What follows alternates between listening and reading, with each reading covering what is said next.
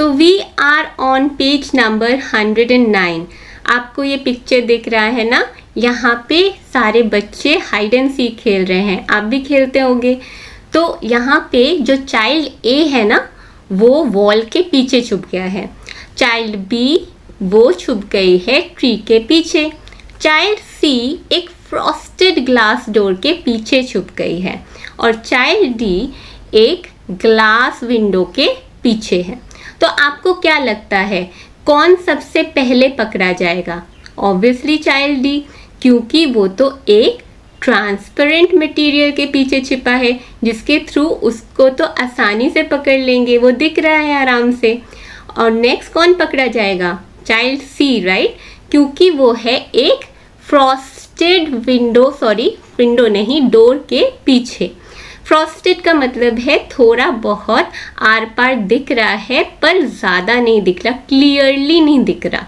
So this type of material is translucent material.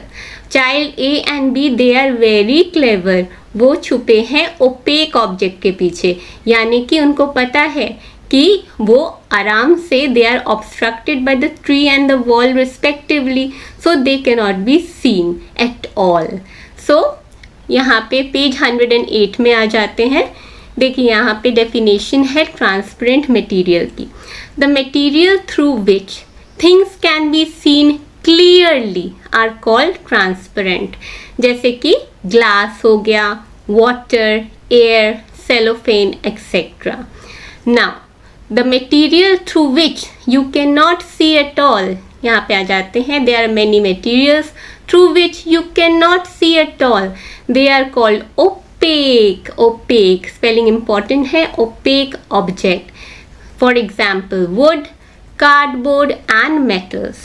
And the material through which objects can be seen but not clearly. Clearly नज़र नहीं आता, दिख रहा है but clear नहीं है, उन materials को बोलते हैं translucent material.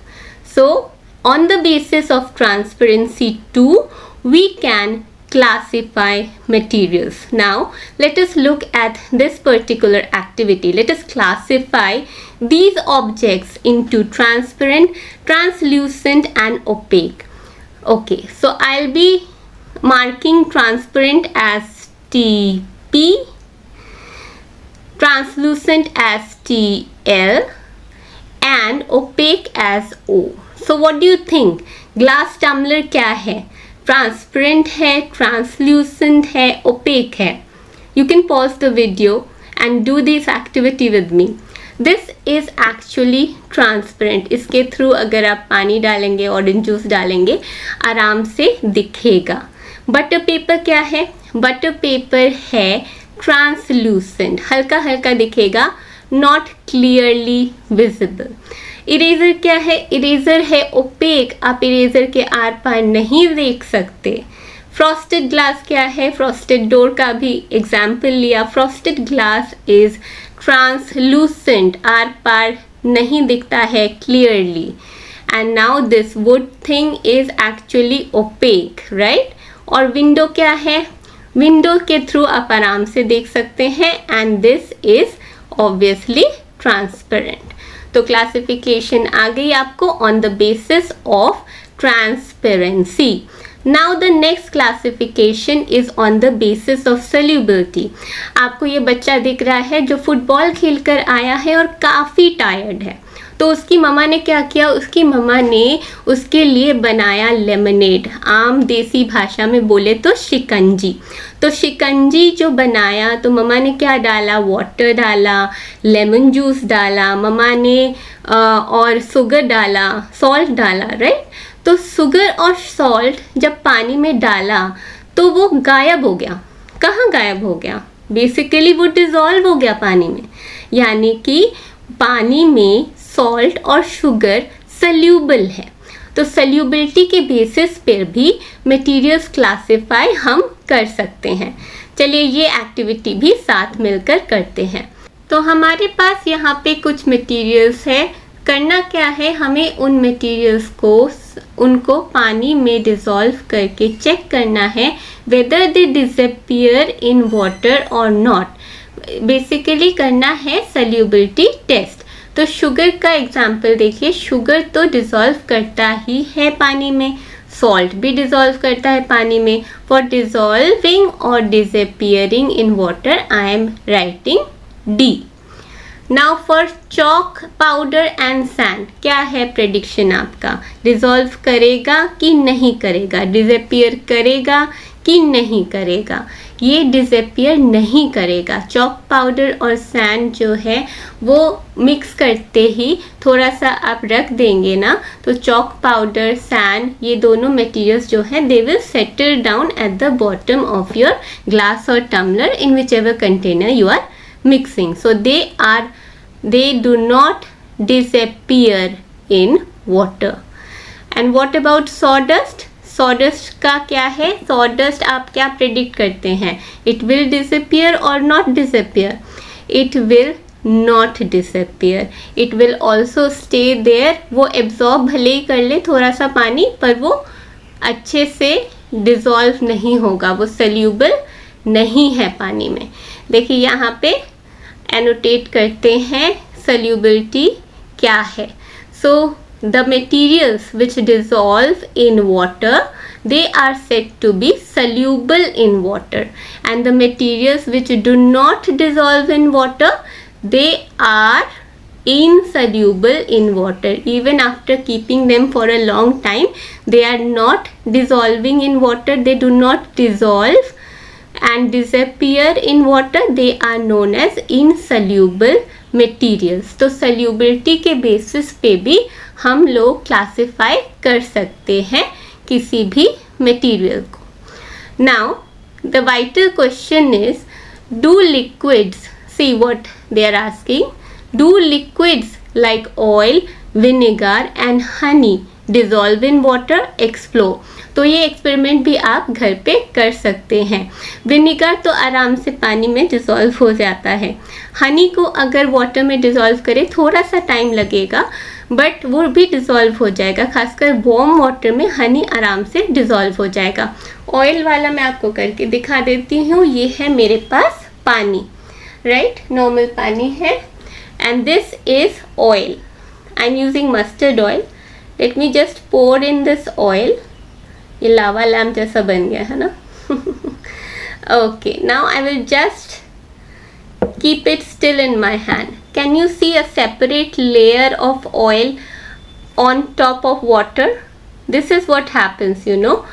कुछ materials जैसे कि oil है, वो पानी के ऊपर एक separate layer बना लेती है, ठीक है? तो वो mix नहीं होती, वो soluble नहीं है पानी में।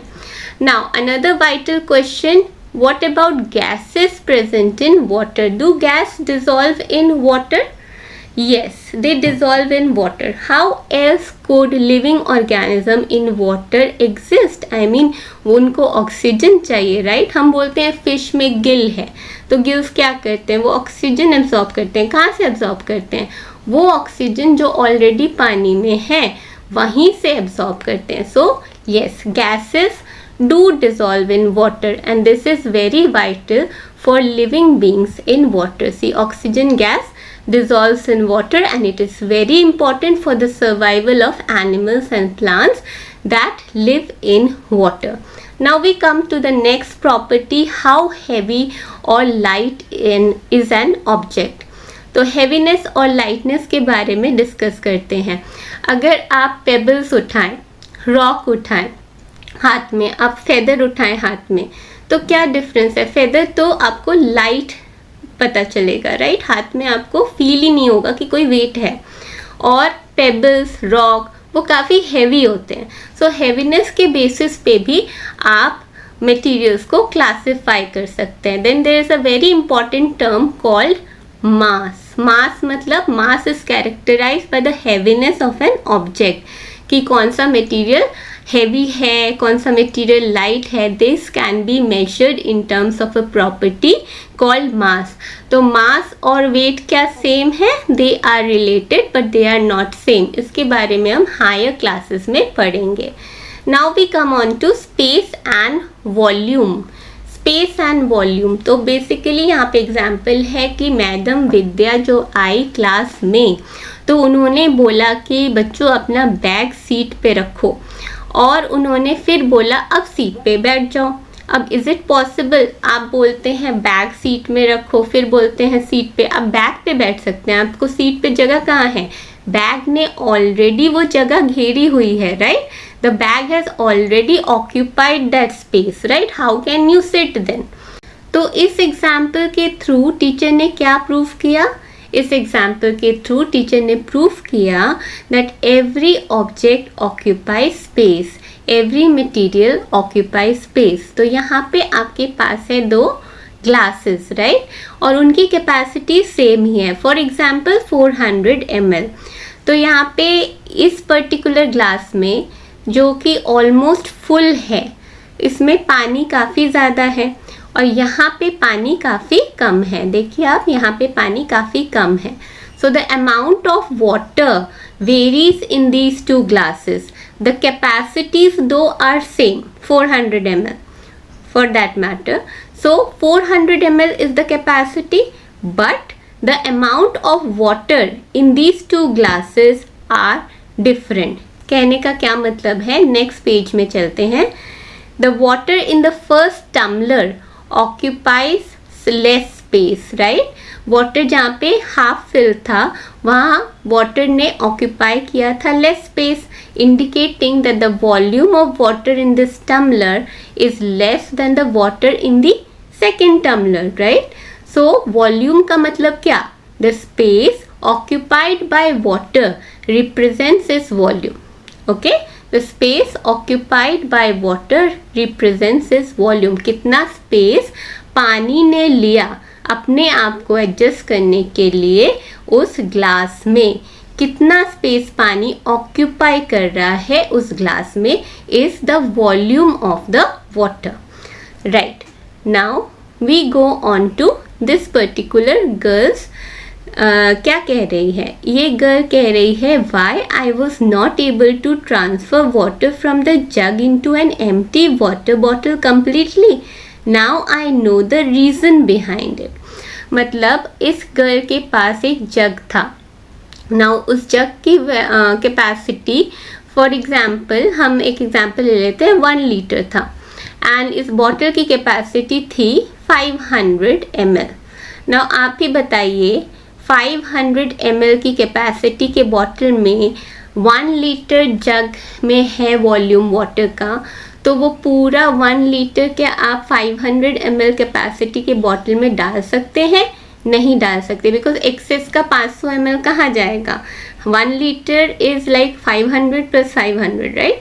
500 ml आपने डाल दिया, 500 ml एक्सेस पानी तो स्पिल आउट कर जाएगा ना, क्योंकि 500 ml पानी ने अपनी जगह ऑलरेडी बना ली है वाटर बॉटल में। तो अब हम नेक्स्ट पेज पे चलते हैं। Very important thing that has been mentioned over here is all materials do not possess these properties. यानी कि हमने कौन कौन सी प्रॉपर्टीज डिस्कस की? पिछले वीडियो में हमने डिस्कस की थी about appearance, about hardness and softness, और इस पर्टिकुलर वीडियो में हमने डिस्कस की अबाउट ट्रांसपेरेंसी, सल्यूबिलिटी एंड हेवीनेस। लेकिन सब मटेरियल्स में सारी प्रॉपर्टीज़ नहीं होती। 2 प्रॉपर्टीज़ हमेशा होती है, वो है मास और वॉल्यूम। तो उससे रिलेटेड जो टर्म है उसको कहते हैं मैटर। वो matter what is the matter की तरह नहीं होता, वो मैटर अलग है, वो लिटरेरी सेंस में है। Matter in scientific term is anything that has mass and occupies space, that is matter.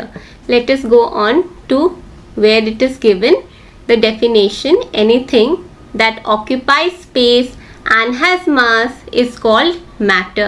So matter, the mass gives us the quantity of matter and the units to measure it are gram and kilogram, and the space occupied by matter is its volume.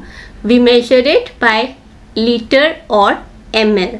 So matter clear हो गया। Matter के examples पढ़ लेते हैं। Matter के examples क्या है? Basically definition से ही आपको एग्जाम्पल पता चल जाएगा। Anything that has mass and occupies space, यानी कि ये कप मैटर है, पानी मैटर है, पेबल्स मैटर है, सैंड मैटर है, सॉल्ट, शुगर, आपके आसपास जो एयर है वो मैटर है, इनफैक्ट आप खुद भी मैटर है। सो ये मैटर डिस्कस करते करते हमने कर दिया चैप्टर को कंप्लीट। अगर आपके माइंड में कोई भी डाउट है तो प्लीज़ काइंडली कमेंट या फिर आप कंटैक्ट कर सकते हैं मुझे datta.anveshabiotech@gmail.com। सो मिलते हैं नेक्स्ट वीडियो में। Till then happy learning, bye bye.